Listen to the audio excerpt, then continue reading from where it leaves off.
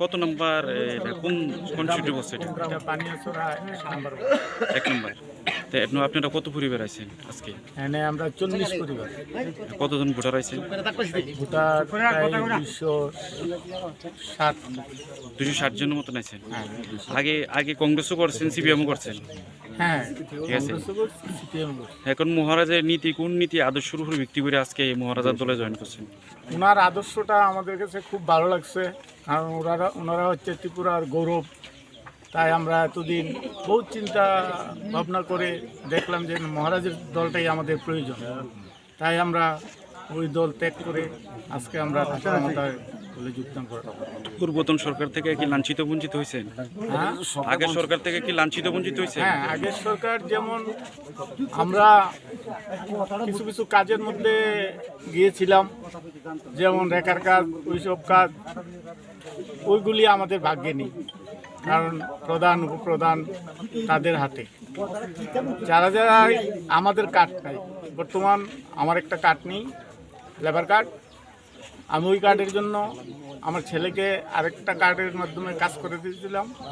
মানে বর্তমান উপপ্রধান উনি ওই কার্ড নিয়ে সংগ্রহ করে আমার ছেলের কার্ডটা বন্ধ করে। এটা কোন পঞ্চায়েত এটা? হ্যাঁ, আপনি যে প্রধানের কথা কইতেছেন কোন এটা পঞ্চায়েত? তেলকাজলা গ্রাম পঞ্চায়েতের 3 নম্বর ওয়ার্ড পঞ্চায়েত বানিয়াছড়া। প্রাক্তন বিগত উপপ্রধান।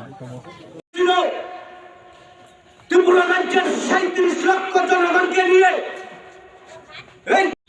বন্ধুগণ, আমি কথা বেশি বলবো না।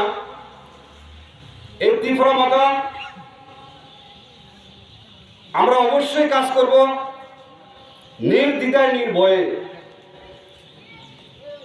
আমরা দীর্ঘকাল ধরে কংগ্রেস, সিপিএম, বিজেপি দলগুলোকে সমর্থন করে নিজেদের জীবন যৌবন আত্মমর্যাদা বিলীন করে ওই পার্টিগুলোকে ক্ষমতায় আনার জন্য সর্বাত্মক চেষ্টা করেছি।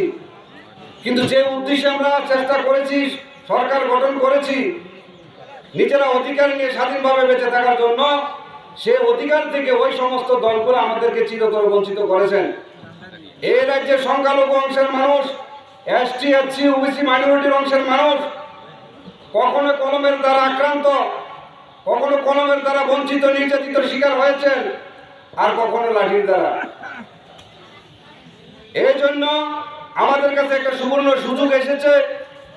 আমরা যাতে অধিকার নিয়ে স্বাধীনভাবে বাঁচতে পারি এবং এই রাজ্যের শান্তি, সম্প্রীতি এবং ভ্রাতৃত্বকে মজবুত রাখার জন্য যে মহারাজা প্রদ্যোৎ কিশোর দেব বর্মন মহাশয় যে ত্রিপুরা মাতা ক্যাটারল্যান্ড নামে শুরু করেছেন, সেটাকে জাতি, ধর্ম, বর্ণ নির্বিশেষে এই ত্রিপুরা রাজ্যের শান্তি সমৃদ্ধিকে বজায় রাখার লক্ষ্যে প্রত্যেকটা মানুষের মধ্যে মিল আর মহব্বত রেখে যেতে আমরা আগামী দিন চলতে পারি নিজেদের অধিকার নিয়ে। সবাই এগিয়ে আসবেন।